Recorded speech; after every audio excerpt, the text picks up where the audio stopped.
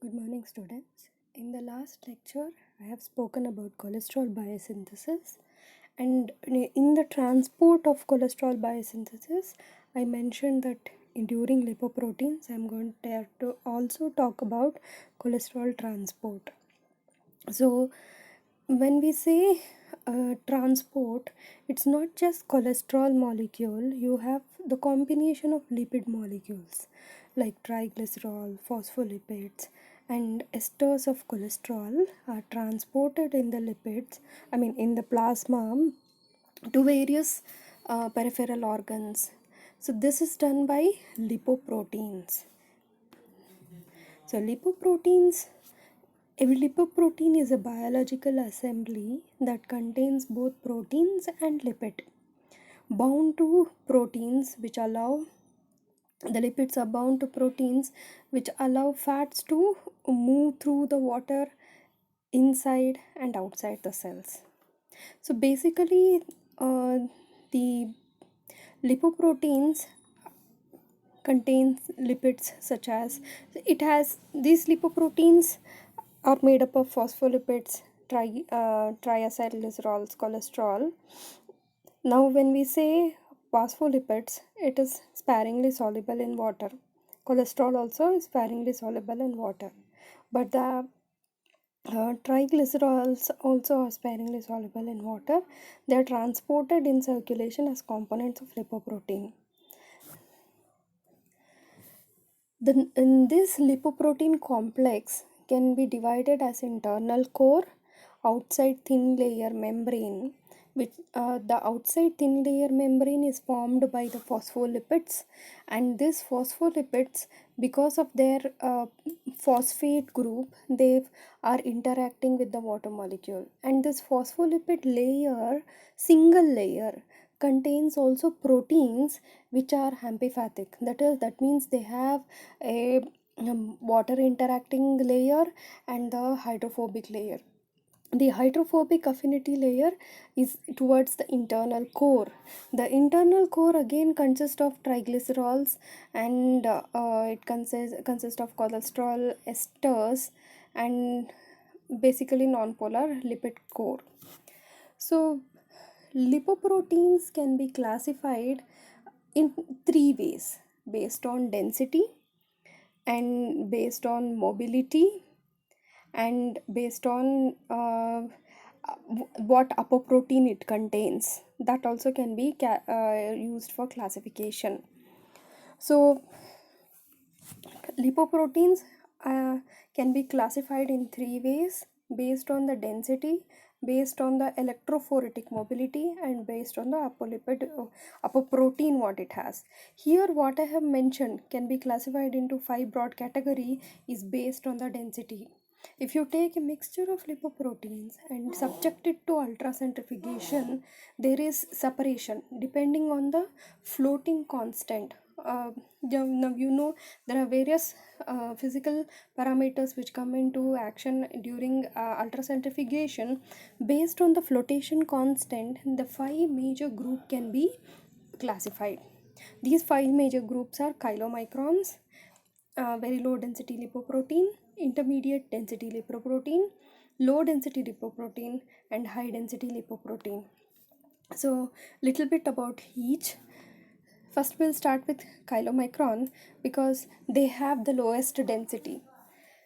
uh, Chylomicrons are derived from intestinal absorption of triglycerols and other lipids.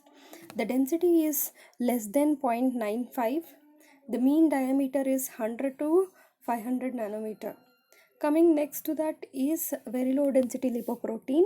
They are derived from liver for the export of triglycerol. So chylomicron also transport triglycerol.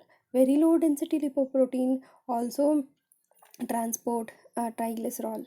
Here the density is 0.95 to 1.006 and mean diameter of 30 to 80 nanometer. Intermediate density lipoproteins are derived from catabolism of very low density lipoprotein, and the density is 1.006 to 1.019, and mean diameter is 25 to 50 nanometer. You can express that in terms of angstroms or in terms of nanometer. I am more comfortable with nanometer, so I say 25 to 50 nanometer. And followed by that is very low density lipoprotein. Low density lipoprotein represent the final stage of catabolism of very low density lipoprotein. Here the density is 1.019 to 1.063. The mean diameter is 18 to 28 nanometer. The last one is high density lipoprotein, or what we call as good cholesterol or good lipoprotein. Involved It is involved in cholesterol transport and also in VLDL and chylomicron metabolism. It has the highest density, that is 1.063 to 1.121, and a mean diameter of 5 to 15 nanometer. So they have different protein content. Each lipoproteins have different protein content. Based on the protein content, they may affect the mobility also, electrophoretic mobility. So based on the electrophoretic mobility, they are divided into pre-beta, beta and beta lipoprotein. Now when we take plasma and subject it to electrophoresis, there might be 6 bands. The fastest running will be albumin coupled to the lipids, okay, because it's a single protein and it is coupled to lipids, it will be the fastest running.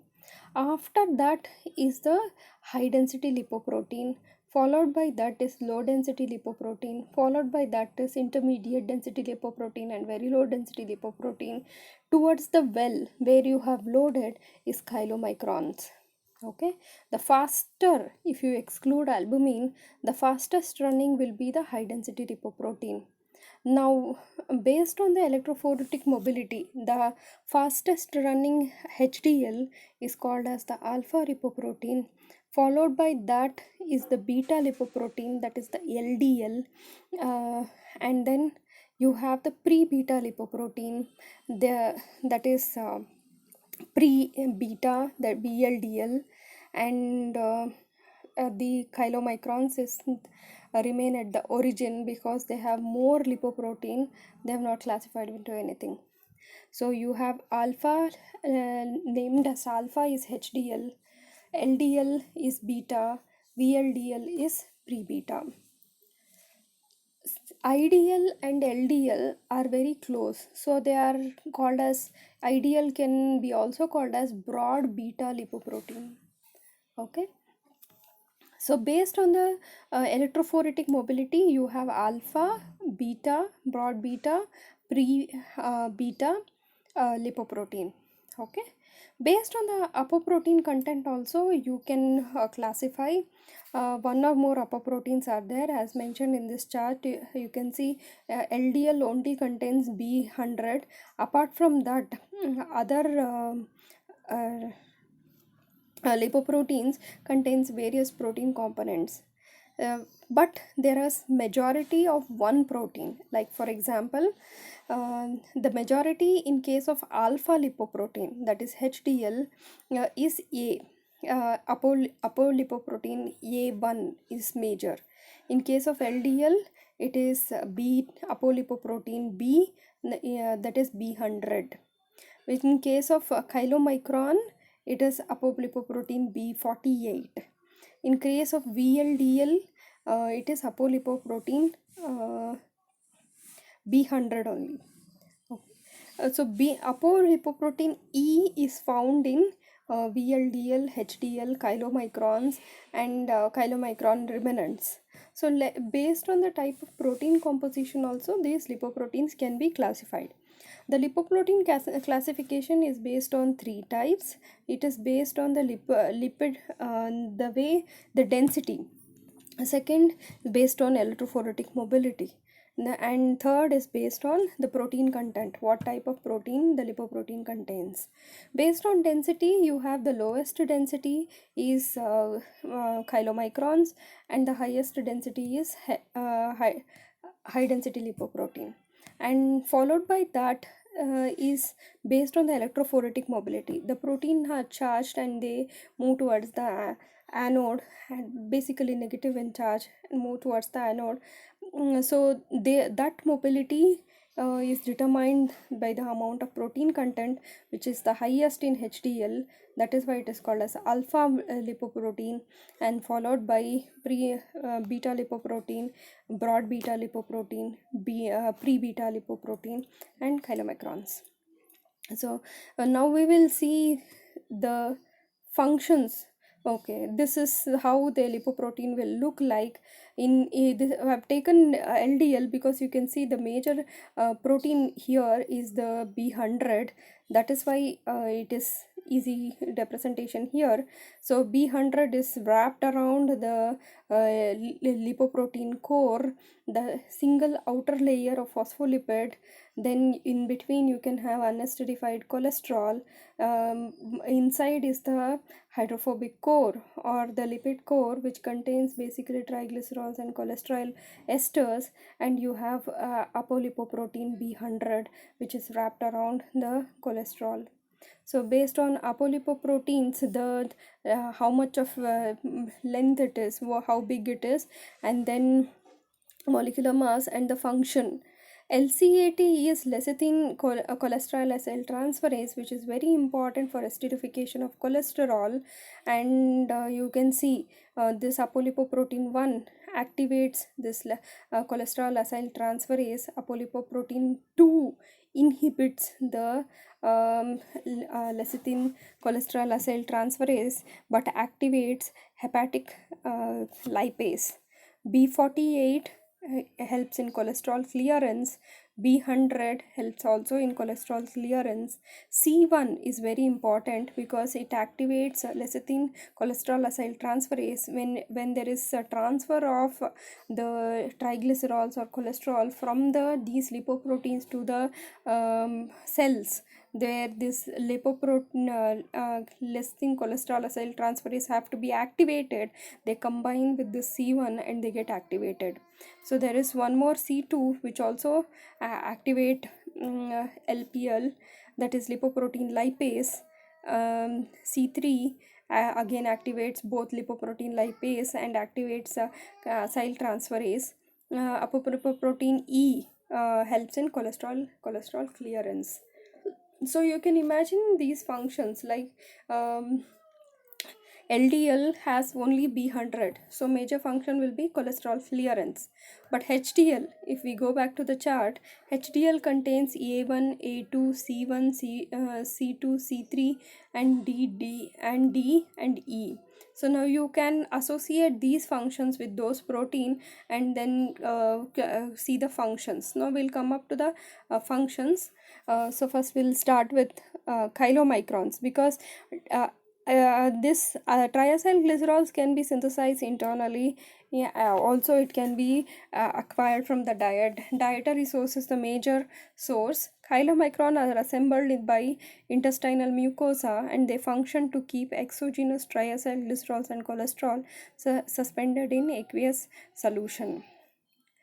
So these lipoproteins are released into the intestinal lymph, which is transported through lymphatic vessels before draining into large body vein via thoracic duct. Chylomicron adhere to binding sites on the inner surface of the capillaries in skeletal muscle and adipose tissue, and within minutes after entering the bloodstream, chylomicron's component triglycerols are hydrolyzed through the action of lipoprotein lipase. Now you can associate that which was the protein which contains lipoprotein lipase activity, and extracellular enzyme that is activated by ApoC2, which protein activates the lipoprotein lipase. So these chylomicrons, they contains proteins like apolipoprotein A, B, C, E, and it contains internal core of triglycerides, outer external layer of phospholipids. Also internally and externally in the layer it contains cholesterol and the proteins. So this is a composition of chylomicron. Now once they reach the site where the action of lipoprotein lipase is acting, they the tissue, the triglycerides are converted into monoacyl glycerols and fatty acids, that is the hydrolysis product, and the tissue take up this hydrolysis product. Then as they take up the triglycerols, the chylomicron shrink, and progressively they reduce in size until they are reduced to cholesterol enriched chylomicron remnants. The chylomicron remnants re enter the circulation by dissociating from the capillary endothelium and are subsequently taken up by the liver. So, chylomicrons function to deliver dietary triglycerols to muscles and adipose tissue and dietary cholesterol to liver. So here you can see the exogenous pathway where dietary triacylglycerols and cholesterol are absorbed into vesicles called as chylomicrons, and once chylomicrons enter into the circulation, they reach the adipose tissue and muscles where they are converted into free fatty acids, monoacylglycerols, with the help of lipoprotein lipase and in association with apo C protein, and they are the triacylglycerols are absorbed completely, or to a size where they are reduced maximum until unless the cholesterol content of the chylomicron increases very much, and that again these chylomicrons are released into circulation where the liver absorbs the remnants of chylomicrons, and that is enriched with cholesterol, and dietary cholesterol is transported to liver. Now we'll move to the next one, that is very low density lipoprotein. Very low density lipoprotein is made by liver and it transports triglycerides. The chylomicron also transports triglyceride, but it is associated with the dietary triglycerides. VLDL transports endogenous triglycerides, phospholipids, cholesterol, and cholesterol esters. It functions as body's internal transport mechanism for lipids. Uh, Again, I'll repeat, the main lipid found in VLDL is also triglycerol, but in this case, triglycerols come from excess fatty acids in the hepatic synthesis of fatty acids as a consequence of excess carbohydrate in the diet.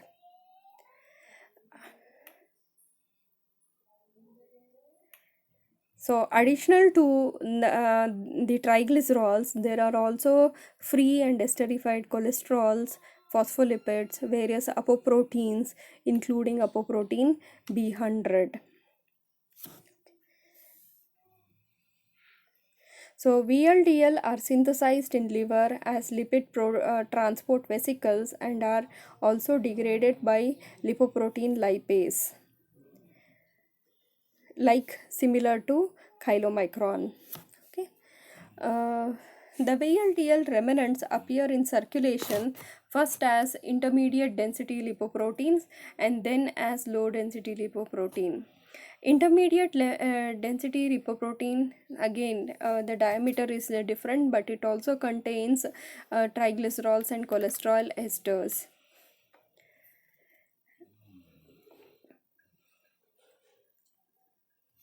So one as they are like utilized, the triglycerols are utilized, the density is reduced, and it forms low density lipoprotein. In the transformation of very low density to low density lipoprotein, all the proteins from the all the proteins are also removed from where, which started with very low density lipoprotein to LDL, but only one protein ApoB100 stays. Much of their cholesterol is esterified by the HDL associated enzyme lecithin cholesterol acyl transferase. This enzyme transfers the fatty acid residue from atom C2 of lecithin to cholesterol with the concomitant formation of lysolecithin. So you can see here, this is lecithin, that is phosphatidylcholine is also called as lecithin, and you have the transfer of the red color R2 group onto the cholesterol, forming cholesterol esters. And once there is low density lipoprotein formed, that is taken up by the cells. This low density lipoprotein is very important, because low density lipoprotein we also hear with the common name, it is called as bad cholesterol. It is the principal cholesterol and fat transporter. Low density lipoprotein is principal cholesterol and fat transporter in human blood that carries cholesterol from liver to the body tissues and cells. So we though I say it is a bad cholesterol, it is very important for vital purpose. It has a very important purpose in body, because we need appropriate levels of cholesterol to positively impact the health of the cell. So LDL is also very important in so they are taken up by the cells by a receptor mediated endocytosis.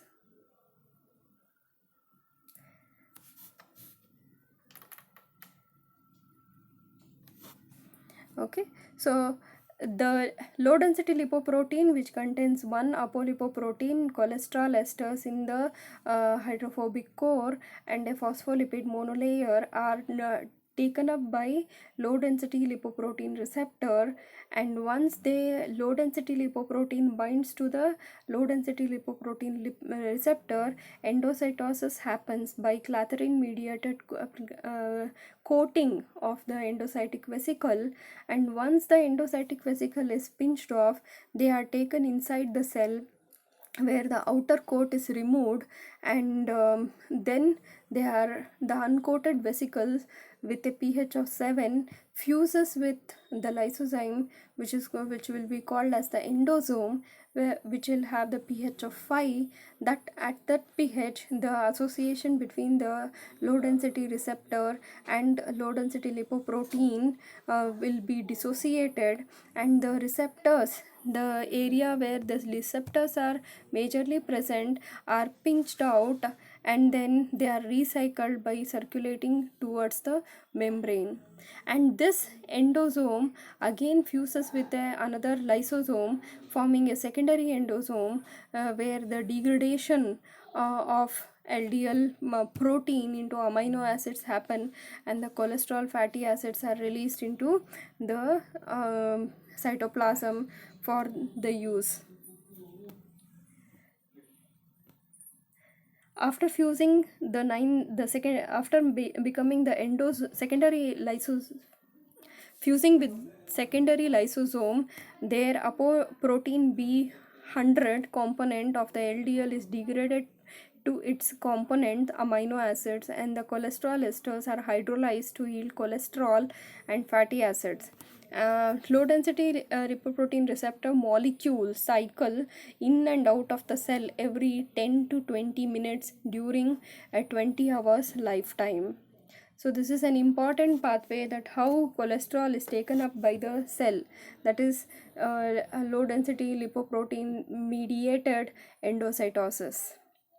Michael Brown and Joseph Goldstein, they have demonstrated that exogenous cholesterol, mainly through endocytosis of low density lipoprotein in complex with its receptor on the cell membrane, is taken inside, and you know what are the pathways it goes through. An excess intracellular cholesterol is re-esterified for storage within the cell through the action of acyl-CoA cholesterol transferase. Now, how much it can accumulate, there is regulation also. The over-accumulation of cellular cholesterol ester is prevented by two feedback mechanisms. Once the cholesterol is enough accumulated, the biosynthesis is stopped or it is regulated. Now, once it is regular, apart from that, high intracellular levels of cholesterol suppresses the synthesis of low density lipoprotein receptor, thus decreasing the rate of low density lipoprotein accumulation by endocytosis. The next coming to next is high density lipoprotein. It is the smallest of all the lipoprotein and the highest in density. The main function of this is to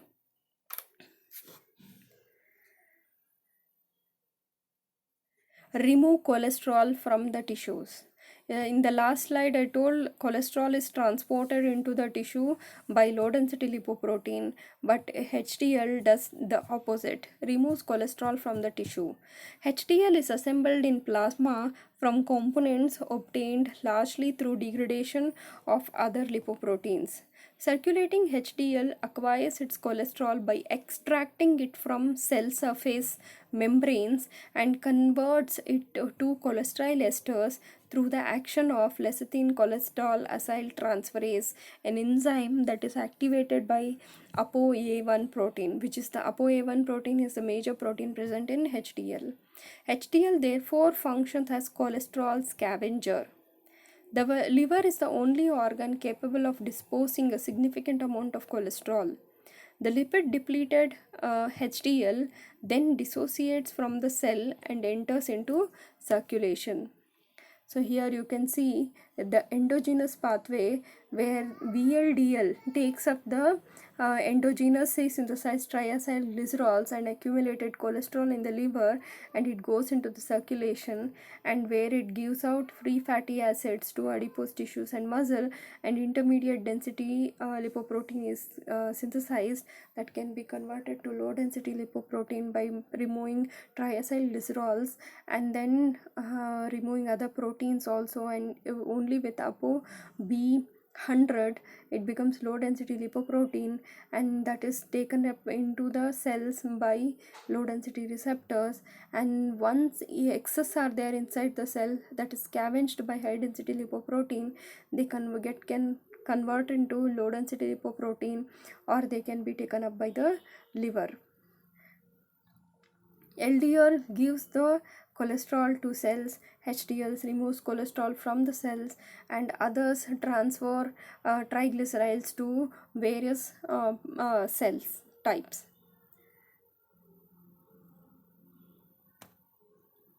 So coming up to what happens when there is excess of this lipoprotein or lipids or cholesterol. So we know that there is a range of requirement of cholesterol. Always the normal profile is less than 200 mg per dl. Cholesterol is the good normal healthy person. Apart from that, if you are like between 200 to 250, it is cholesterol, it is borderline. High risk is with anything about 240 is a high risk profile. Triglycerols also should be less than 150. HDL should be less than 60 or less than 60. LDL between 60 and 130 mg per dl, and cholesterol HDL ratio should be 4. If it is more, then it is in the high risk zone. So this high risk and low risk, or when there is a deficiency, this can be due to deficiency in the lipoproteins, or there can be a genetic defects in the lipoproteins. We'll see that now. Hypolipoproteinemias, where you can have the deficiency or defect in some of these lipid carriers.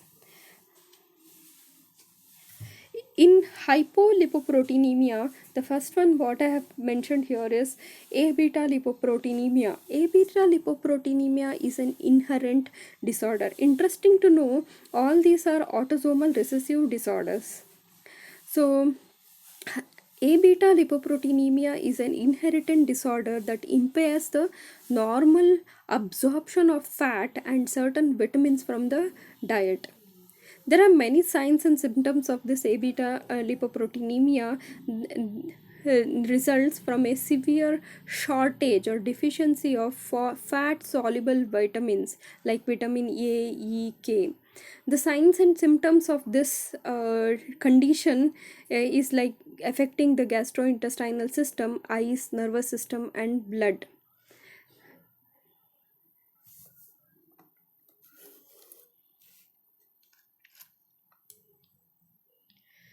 The cause of this A beta proteinemia is due to mutation in a gene called as MTTP gene, that is microsomal triglyceride transfer protein. This is an important protein. This protein helps produce beta lipoproteins, which are molecules that are made up of proteins, that is apolipoprotein B, cholesterol, and particular types of fats called as phospholipids and triglyceride. So these beta proteins are made in intestine and liver. In intestine, beta proteins include chylomicrons.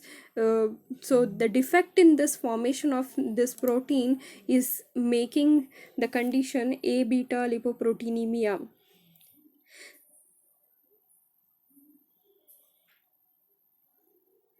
These beta lipoprotein transport fats, cholesterol, and fat soluble vitamin from the intestine to the bloodstream, so these nutrients can be taken up by the tissue throughout the body.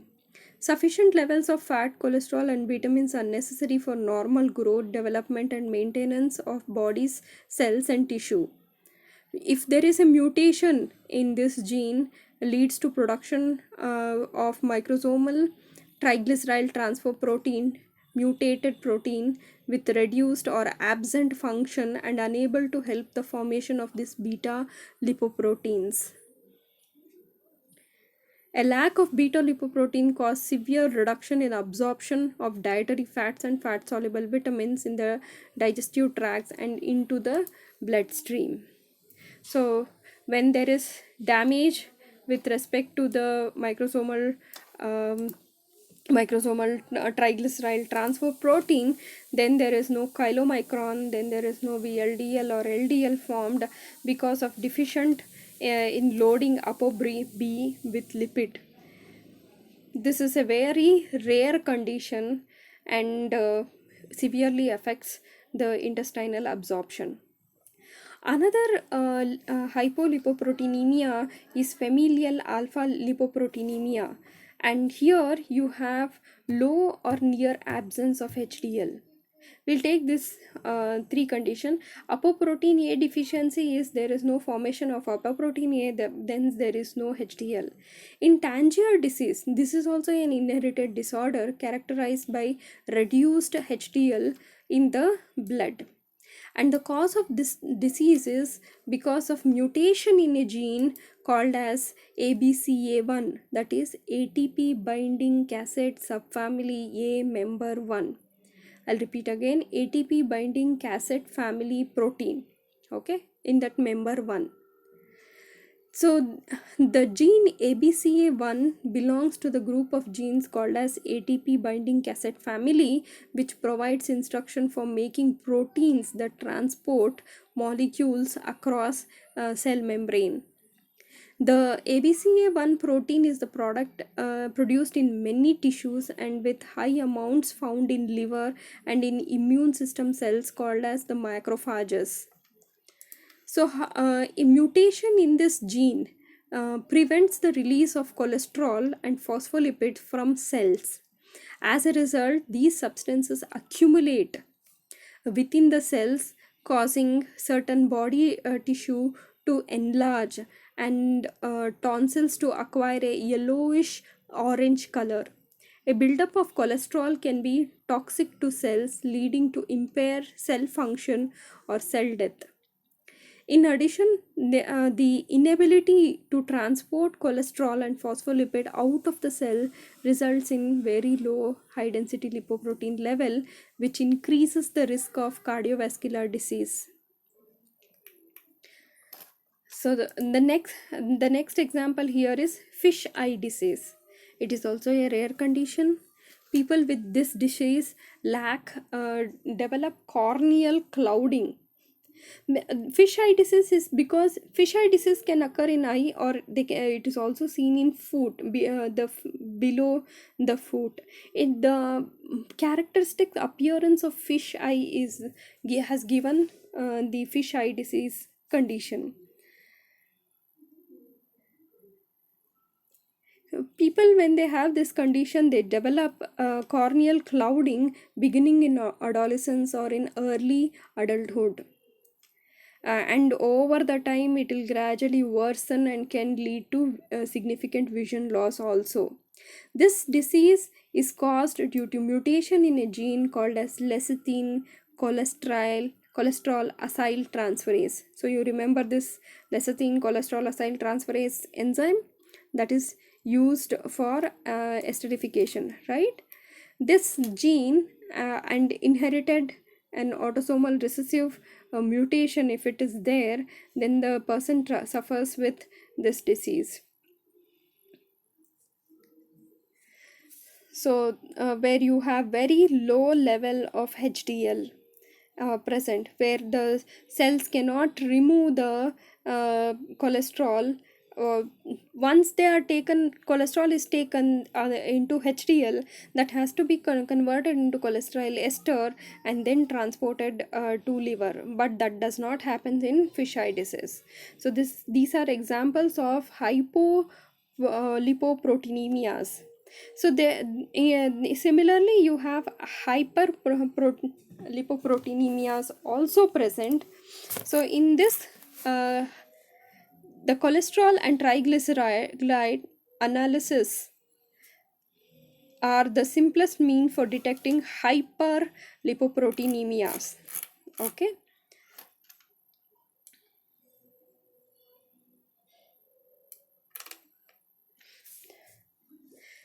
They also provide some information about the type of hyperlipoproteinemia, because the proportion of these lipids varies from one lipoprotein family to another. So if only there can be various conditions. Now you have triglyceride, now you have cholesterol. So there can be conditions like high cholesterol concentration and normal triglyceride concentration, and there can be conditions like high triglyceride, normal cholesterol, but they can also be condition high cholesterol and a high triglyceride. That is the complicated one, where you get you have a condition or atherosclerosis, where you have high cholesterol, high triglyceride, and it leads to clogging of the coronary arteries. It is possible to refine a little classification of hyperlipidemias by adding total phospholipid measurement and also by calculating the ratio of cholesterol triglyceride and cholesterol phospholipid. The ratio of cholesterol triglycerides indicates whether the predominant elevation is in cholesterol or in triglyceride. For example, the ratio of the cholesterol and phospholipid often indicates elevation in HDL when it falls under 0.5. So we'll see what are the different lipoproteinemias. The first case is where you have type 1, that is lipase deficiency. It is a defect due lipoprotein lipase. Hypertriacylglycerolemia due to deficiency of lipoprotein lipase or abnormal lipoprotein lipase, or there can be activator of lipoprotein lipase, that is lipoprotein C2 deficiency causing an inactive lipoprotein lipase. Because of this, there is slow clearance of chylomicrons and VLDL, low levels of LDL and HDL. There is no risk of coronary disease here. um, if you are dietary constant conscious, and then there is no risk of coronary disease here. The second type is type 2, in that you have two types, type A and type 2b. In type 2a, that is familial hypercholesteremia, where you have defect in LDL receptor or mutation in a ligand region where the ApoB100 binds to the receptor. Because of this, elevated levels of LDL is present in the bloodstream, and hypercholesteremia is results in atherosclerosis and coronary disease. The next is familial type 3 hyperlipoproteinemia or broad beta disease. It's also known as remnant removal disease or familial dysbeta lipoproteinemia, where you have deficiency in remnant clearance by liver is due to abnormality in ApoE protein.